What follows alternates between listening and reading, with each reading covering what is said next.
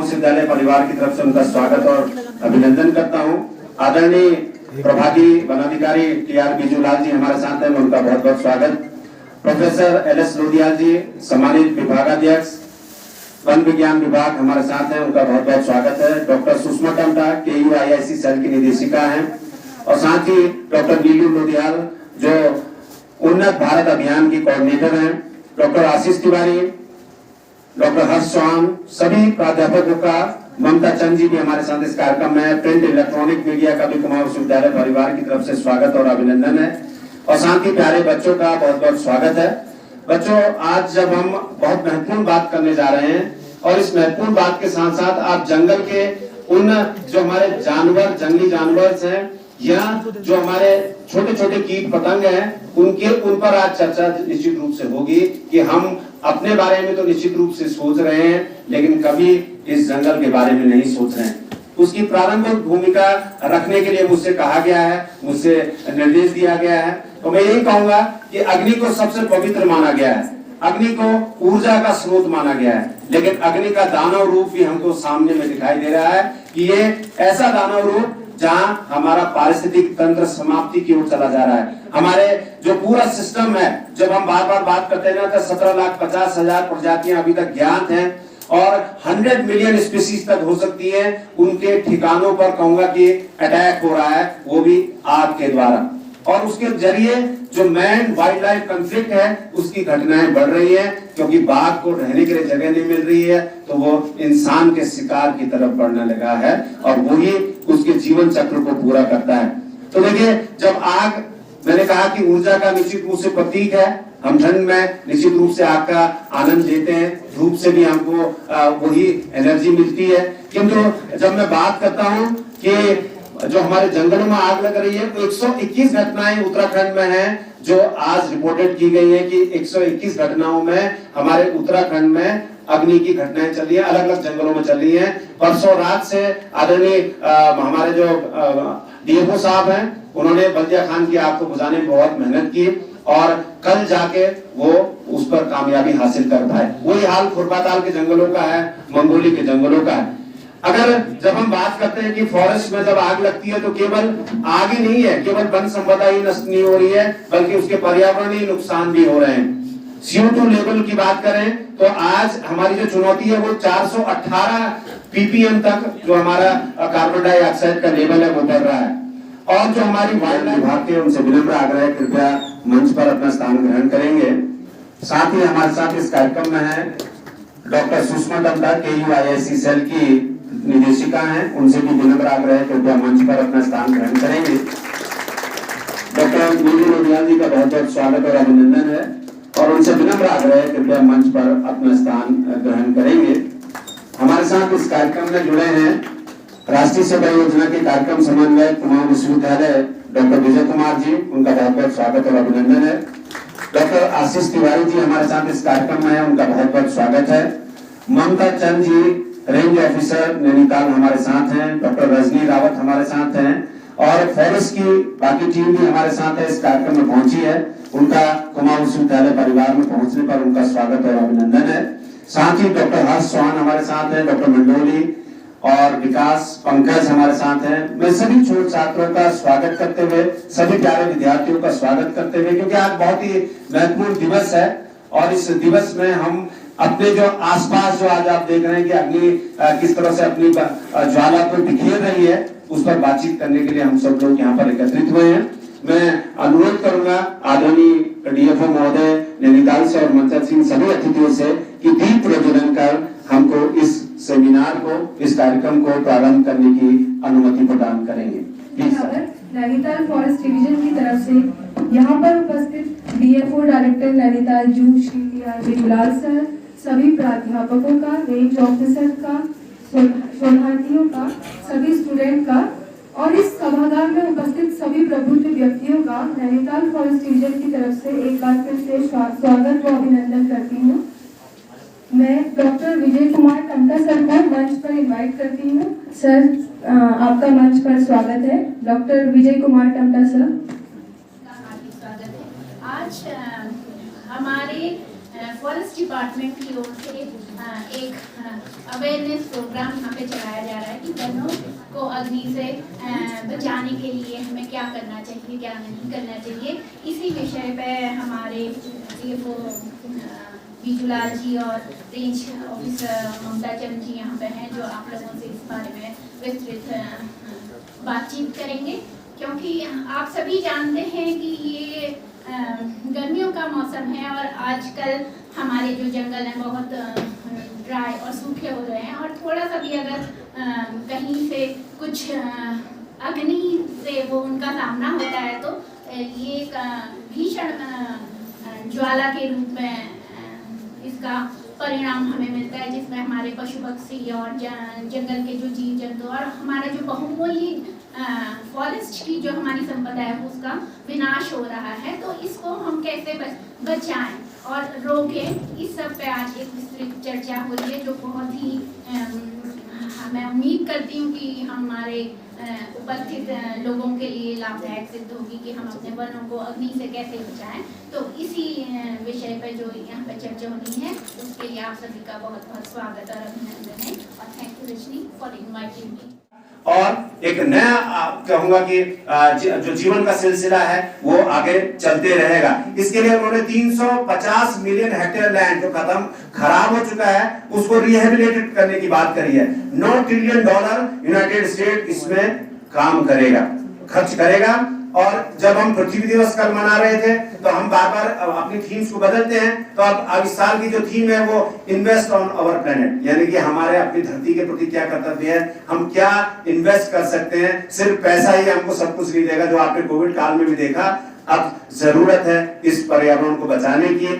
क्यों बचाने की जरूरत है? क्योंकि ब्रह्मांड में सिर्फ पृथ्वी ही एक ऐसा ग्रह है जहां पर जीवन होता है, और इस जीवन को बनाए रखने के लिए हमको बहुत सारे काम करने पड़ेंगे।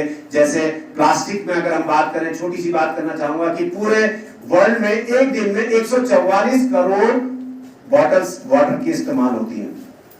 उनके डिस्पोजल की क्या कोई प्रोसेस है या नहीं है? और ये अगर हम इस पर बात करते हैं तो ये सिलसिला निश्चित रूप से जब हम हमारे जो फॉरेस्ट है उसमें जिस तरह से हम वेस्ट मैनेजमेंट जिस तरह से हम फेंकते हैं वो भी जंगल की आग को और बढ़ाने में कारगर होता है।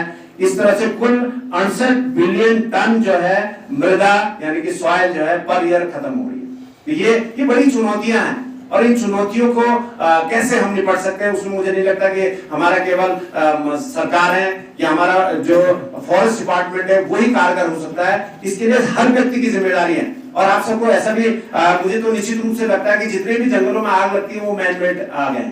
वो किसी ने अपने आप तो आग पैदा नहीं होती ना, तो ये आग पॉलिटेक्निक की रोड से आता हूँ तो मैं कई दिन देखता हूँ कि वो जो जानवर है वो छोटे छोटे, अब हम तो अपना टुकड़ा आप ही से कह सकते हैं, लेकिन बंदर तो इतने खतरनाक हैं कि वो पूरे दिन छत में कूद कूद के जो है वो आदमी को परेशान करते हैं। केवल अंधेरे में भागते हैं और दिन में आपको मिल जाते हैं। तो इसका कोई सॉलिड उपाय, क्योंकि डीएफओ साहब भी बैठे हैं, ये मुझे लगता है कि मैं अपने जो इलाके की बात कर रहा हूँ 7 नंबर के, हो सकता है दूसरे इलाकों में भी ये सभी जगह ये सर ये सभी का ही है। इवन मंकी का जो विलेज है ये पूरे उत्तराखंड में सबसे अभी हॉट टॉपिक है, क्योंकि इसने पूरे खेतों को उजाड़ दिया है, किसानों को बर्बाद कर दिया है। लेकिन यही नहीं, पूरे उत्तराखंड में ये चीजें दिक्कत कर रही है।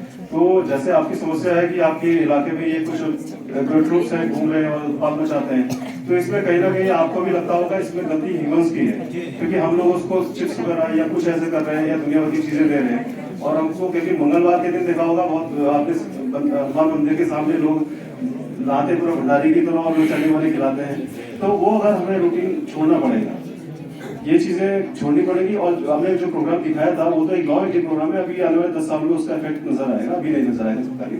और जहाँ तक आपकी प्रॉब्लम का समाधान है, हमारा रेस्क्यू सेंटर में एक चीज है, तो आप वहाँ कंप्लेंट वहाँ दर्ज कर सकते हैं टेलीफोनिक। हमारे अमला जी हमारे इंचार्ज हैं तो बता सकते हैं, तो वो आपके वहाँ टीम आके उसको पकड़ लेगी, ताकि हम स्लाइशन करके उसको वापस रिलीज कर देंगे।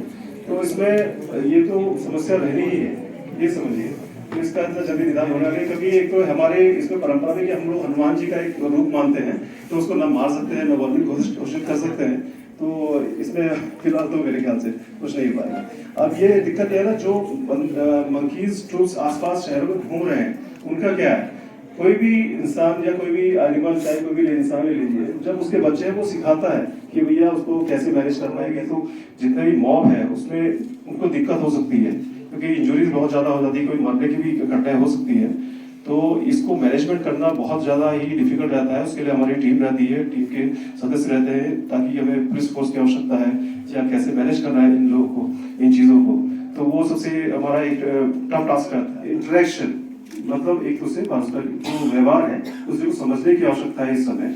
तो अभी ये क्यों हो रहे हैं और इसमें क्या इसके निदान हो सकते हैं, इस चीज में थोड़ा सा हम ध्यान आकर्षित करेंगे।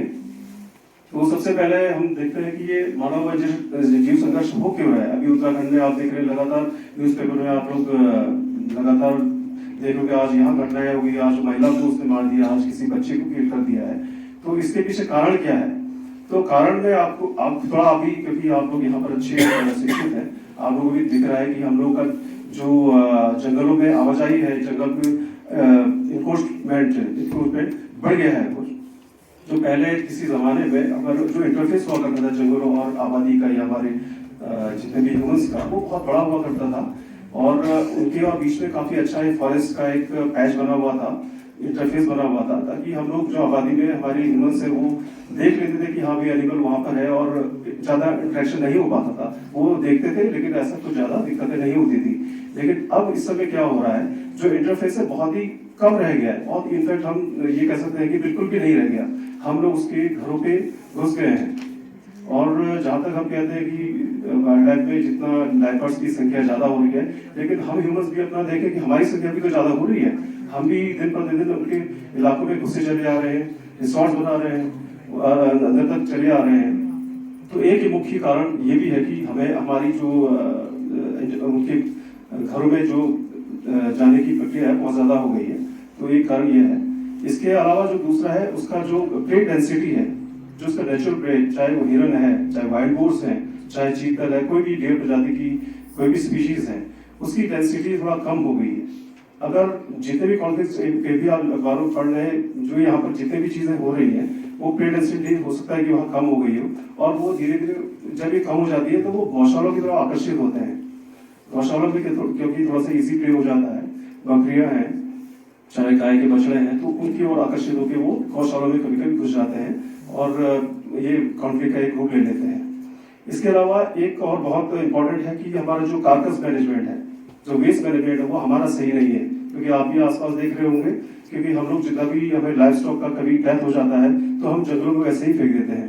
हमारा जो वेस्ट घर का होता है, चाहे हमने चिकन वगैरह मंगा के खा लिया तो हम आसपास कूड़े में डाल देते हैं। ये चीजें क्या है, स्ट्रे डॉग्स को आकर्षित करती है और इसीलिए वो लेपर्ड्स या टाइगर्स भी आकर्षित होकर वो हमारे आसपास भटक रहे हैं और ये चीजें कॉन्फ्लिक्ट्स को बढ़ावा दे रही है। तो वेस्ट मैनेजमेंट पे आपको विशेषकर मैनेजमेंट करना हमारा काम रहता है।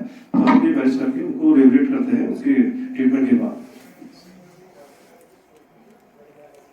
ये भी बंदाखेड़ा साइड का एक रेस्क्यू ऑपरेशन है, जिसमें वो खड़गों में फंस गया था, क्योंकि वो खड़गे भी इसीलिए लगाते हैं ताकि कोई एनिमल वगैरह से फंस जाए और अपने कंजर्वेशन के लिए। तो इसको भी इस तरह के हमें उसको रिहेबिलिटेट करना पड़ता है। और ये भी दानी बंगर का एक इशू है टाइगर का, तो वहाँ से हमने इसको कैप्चर किया था, क्योंकि ये उसका पैर फ्रैक्चर था बेसिकली, और ये बिल्कुल आबादी के पास था। अगर आप जाता तो इस समस्या कुछ लोगों ने ध्यान भी कर दिया था। तो हम लोगों ने सक्सेसफुली इसको ट्रैप रेस्क्यू करके अभी रामनगर जिला रेस्क्यू सेंटर पे पहुंचाया है। तो अभी काफी बढ़िया हालत है। ये भी जो बौर डैम है, हरिपुरा जलाशय, वहाँ पर भी एक टाइगर रेस्क्यू हुआ था। तो लेकिन ज्यादा स्थिति खराब थी तो ये बच नहीं पाया। उसके बाद एक रेडियो कॉलर हमने एलिफेंट का किया था मोहन साइड में, वो भी प्रॉब्लमेटिक था, क्योंकि प्रॉब्लमेटिक एनिमल्स को भी करना पड़ता है मजबूरी में, ताकि क्योंकि ये बस में तोड़फोड़ और वो रूट का पार्टनर करता था, तो उसको हमने मैनेज किया था। एक आम नागरिक इस संशय में रहता है कि क्या ये हमारी ड्यूटी बनती है या नहीं बनती है, या कभी उन लोगों को यह भी संशय रहता है कि हम लोग इसमें क्या करेंगे तो उसका क्या परिणाम हो सकता है। तो थोड़ा सा कंफ्यूजन और या लैक ऑफ इंटरेक्शन भी रहता है। तो 1992 में MC Mehta versus union of India एक डिसीजन आया था, सुप्रीम कोर्ट का डिसीजन आया था। उसमें उस डिसीजन में ये कहा गया था कि इन्वायरमेंटल एजुकेशन में स्टूडेंट्स को इन्वॉल्व करना चाहिए। तो उसके कुछ वर्षों बाद यूजीसी ने अपने पाठ्यक्रमों में जो कॉलेज स्टूडेंट्स हैं इन्वायरमेंटल एजुकेशन की जो उसको अनिवार्य रूप से लागू कर दिया।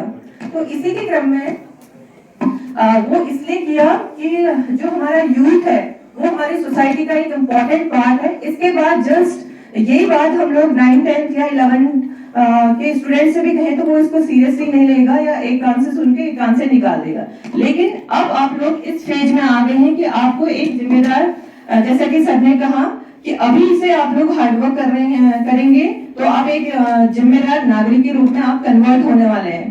तो इसी फॉर्म में, इसी सीक्वेंस में मैं भी ये करना चाहूंगी कि आप अभी इस स्टेज में हैं कि इसके बाद आपको एक एज ए जिम्मेदार सिटीजन इंडिया में रोल निभाने करके इतना अच्छा प्रोग्राम का आयोजन कराया। और आज का जो प्रोग्राम है वो इसलिए भी इम्पोर्टेंट है क्योंकि अवेयरनेस प्रोग्राम होते रहते हैं, हम लोग चलाते रहते हैं, लेकिन आज का इम्पोर्टेंट है कि ये इस फायर सीजन में अभी हम लोग बहुत ज्यादा बिजी हैं। चारों तरफ आप जैसे कि देख रहे हैं जगह जगह फायर ओरिजिनेट हो जा रही है। तो ऐसे में इस अवेयरनेस प्रोग्राम का हम मेरी आप लोगों से रिक्वेस्ट है कि इसका पॉजिटिव इम्पैक्ट पड़े। तो ये नीड ऑफ द आवर है। तो इन्हीं शब्दों के साथ मैं अपना जो व्याख्यान कहें या अपनी बात कहें प्रारंभ करती हूँ। मैं ममता चंद एज ए रेंज ऑफिसर पिछले कुछ वर्षों से नैनीताल में काम कर रही हूँ।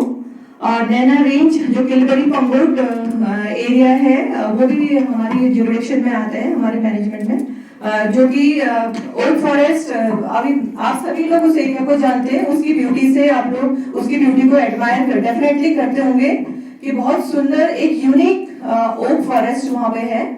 तो ऐसे ही हमारे पूरे नैनीताल में फॉरेस्ट डिपार्टमेंट की नैनीताल में भूमिका की मैं बात करूं तो फॉरेस्ट डिपार्टमेंट का नैनीताल में बहुत ज्यादा रोल है, क्योंकि यहाँ पर रिजर्व फॉरेस्ट एरिया जो कि नोटिफाइड है उसका जो एरिया है बहुत ज्यादा है। उसके बाद protected forest in comparison to other district और डिविजन्स, वहां पे आप देखेंगे यहाँ पर आबादी का या जनजागरूकता से ग्रसित रहता है। तो उन गाँवों में जो नौले हैं, धारे हैं, तो उनमें वाटर रिचार्ज होने लगा है। अभी हम लोगों ने कुछ सरपंच प्रधान या गांव वालों से जो उनसे फीडबैक लिया था, तो वहां पे उनके जल स्रोत रिचार्ज होने लगे हैं। ये एक छोटा सा वीडियो है। इस वीडियो के साथ ही मैं अपनी वाणी को विराम देती हूँ और आप लोगों से अपील करती हूँ कि एनवायरमेंट प्रोटेक्शन में अपना साथ। उसके पश्चात सन 2010-11 में कुमाऊं क्षेत्र का पहला रेस्क्यू सेंटर रानीबाग में स्थापित किया गया, जिसमें इस समय तक जो अभी तक निर्माणाधीन ही है। इस समय हमारे पास रेस्क्यू सेंटर रानीबाग में 4 लेपर्ड और 2 टाइगर्स को रखने की व्यवस्था है, जिनका उपचार वहाँ पर सही ढंग से किया जा सकता है। और बंदर अभी इसी के साथ साथ हमारा 2010 से इसका कार्यक्रम चल रहा है, जिसमें 2018 के बाद वहाँ पर एक नई चीज़ हमने यहाँ पर संचालित की है, मंकी स्टेशलाइजेशन। जैसा कि आपको डॉक्टर साहब ने बताया, बंदर बधियाकरण का कार्य शुरू किया जा रहा है, जिसमें विभिन्न आबादी क्षेत्रों से बंदरों को पकड़ के ले जाते हैं और ले जाने के बाद उनका वहाँ पर बधियाकरण किया जाता है और उसके पश्चात उनको जो है दोबारा दूर आरक्षित वन क्षेत्रों में छोड़ा जाता है। तो अभी आप बता दें कि नैनीताल में बहुत बंदर की समस्या है। नैनीताल में हर हफ्ते हमारी टीम आती है। अब इसमें यह है कि आप लोगों के पास शायद नंबर न हो, इस कारण आप कोई फोन नहीं कर पाए। अगर मैं नंबर नोट करना चाहते हैं तो नोट कर लीजिए सर।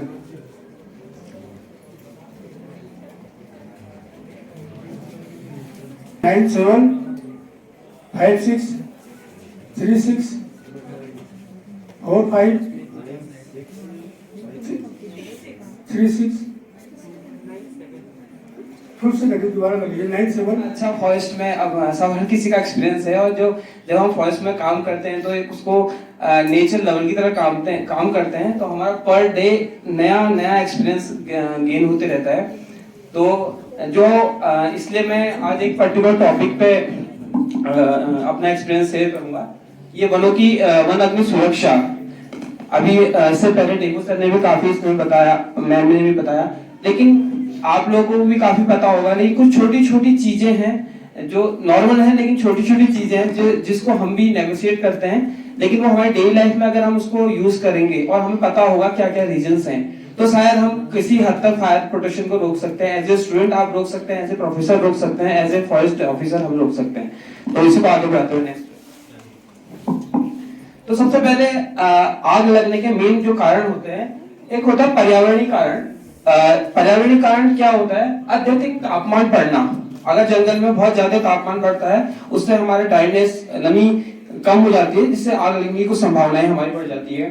तेज हवा में चलने से चट्टानों से पत्थरों का गिरकर आपस में रगड़ना, जिससे कि अग्नि की संभावनाएं होती है। नेचुरली ये बड़ी बड़ी पहाड़ियों में होता है।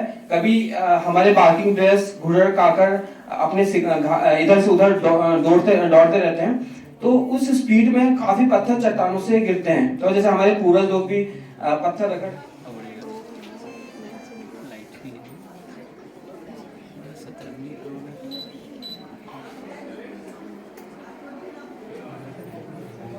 हाथी जैसे भागा ना, तो इसकी जो साउंड होती है